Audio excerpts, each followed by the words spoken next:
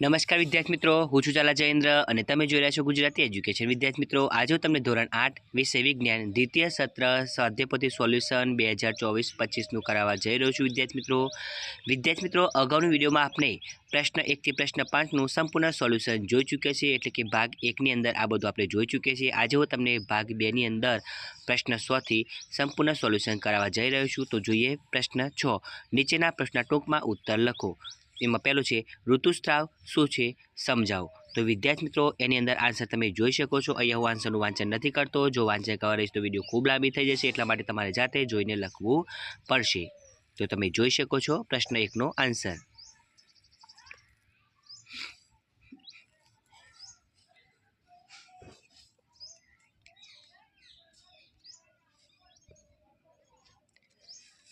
હવે બીજો પ્રશ્ન છે કે તરુણાવસ્થા દરમિયાન છોકરાઓમાં જોવા મળતા 4 શારીરિક પરિવર્તનો જણાવો.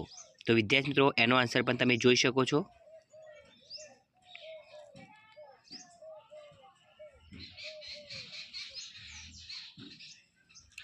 નંબર 3, તરુણાવસ્થા દરમિયાન છોકરીઓમાં જોવા મળતા 4 શારીરિક પરિવર્તનો જણાવો. એનો પણ આન્સર વિદ્યાર્થી મિત્રો તમે જોઈ શકો છો.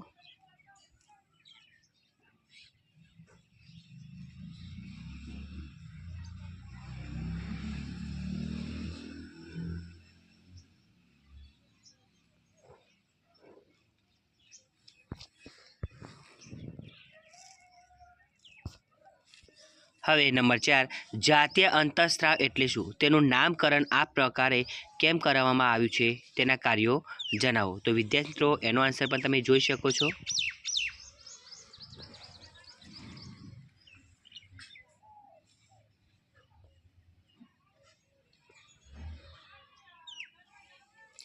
જે વિદ્યાર્થી મિત્રો સ્પીડમાં નથી લખી શકતા, એ સ્ક્રીનશોટ પાડીને પછી શાંતિથી સારા અક્ષરે લખી શકે છે. હવે નંબર 5, કિશોરાવસ્થા કોને કહે છે? તેની અવધિ જણાવો. એનો પણ આન્સર વિદ્યાર્થી મિત્રો તમારી સમક્ષ છે.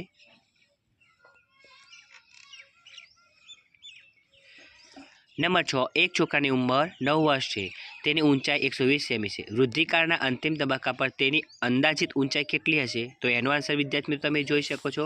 છોકરાની હાલની ઊંચાઈ બરાબર 120 સેમી, 9 વર્ષની ઉંમરે ઊંચાઈની ટકાવારી તમે જોઈ શકો છો બરાબર 75. તો પૂર્ણ ઊંચાઈ માટેની ગણતરીનું સૂત્ર તમારી સમક્ષ છે અહીંયા.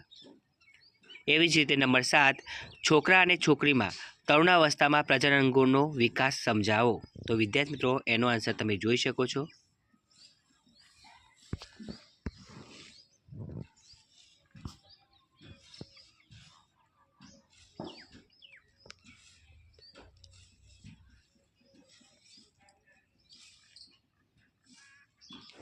નંબર 8, રજોદર્શન અને રજો નિવૃત્તિ વચ્ચેનો ભેદ સ્પષ્ટ કરો. તો વિદ્યાર્થી મિત્રો, એનો આન્સર પણ તમારી સમક્ષ છે. નંબર 9, જો અંડકોષ ફલિત થાય તો શું થશે? એનો આન્સર પણ તમે જોઈ શકો છો.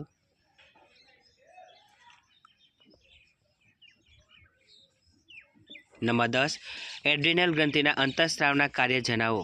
એનો આન્સર વિદ્યાર્થી મિત્રો તમારી સમક્ષ છે.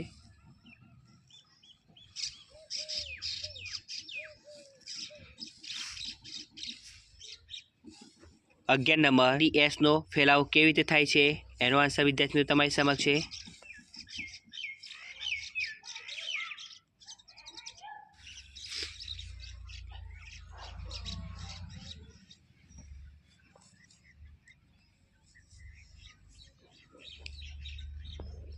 હવે પ્રશ્ન 7, વૈજ્ઞાનિક કારણ આપી સમજાવો. એમાં પહેલું છે પિટ્યુટરી ગ્રંથિને સર્વોપરી ગ્રંથિ ગણવામાં આવે છે. તો વિદ્યાર્થી મિત્રો, એનો આન્સર તમે જોઈ શકો છો.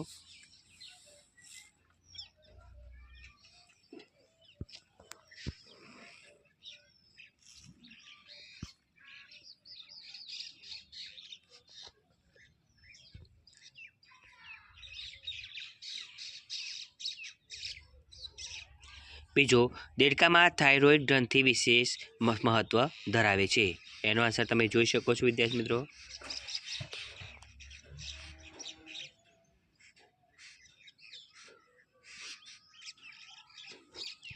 નંબર 3, જન્મ પહેલાં શિશુના લિંગનું નિશ્ચયન તેના પિતાના લિંગી રંગસૂત્રો દ્વારા થાય છે. એનો આન્સર પણ તમે જોઈ શકો છો.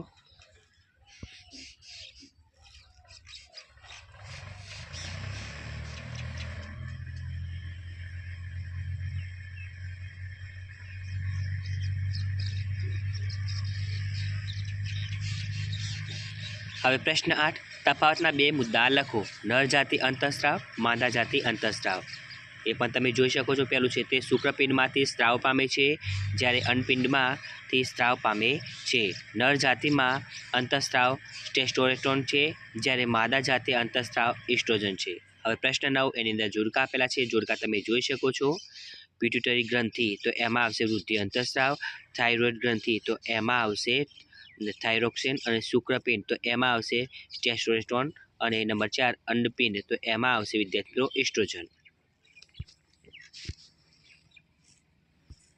હવે જોડકામાં બીજું નર પ્રજનન અંગ તો એમાં આવશે શુક્રપિંડ સૌરપરી ગ્રંથિ તો એમાં આવશે પિટ્યુટરી ગ્રંથિ દેડકો તો એમાં આવશે ટેડપોલ અને નંબર 4 AIDS તો વિદ્યાર્થી મિત્રો એમાં આવશે વાયરસ હવે પ્રશ્ન 10 એની અંદર નીચેના પ્રશ્નના મુદ્દાસર ઉત્તર લખો તો વિદ્યાર્થી મિત્રો તમે જોઈ શકો છો કોષ્ટક આપેલું છે ઊંચાઈ છોકરાઓની અને છોકરીઓની તમે જોઈ શકો છો ઉંમર પ્રમાણે આમાં જોઈને તમે સરસ મજાનો આલેખ તૈયાર કરી શકો છો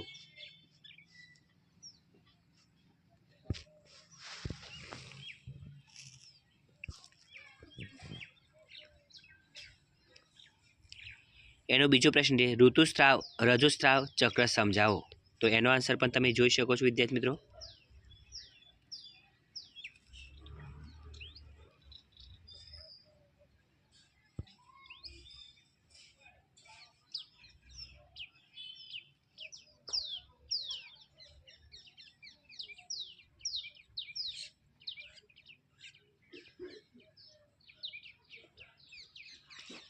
નંબર 3 મનુષ્યમાં લિંગ નિશ્ચયન સમજાવો એનો આન્સર પણ તમે જોઈ શકો છો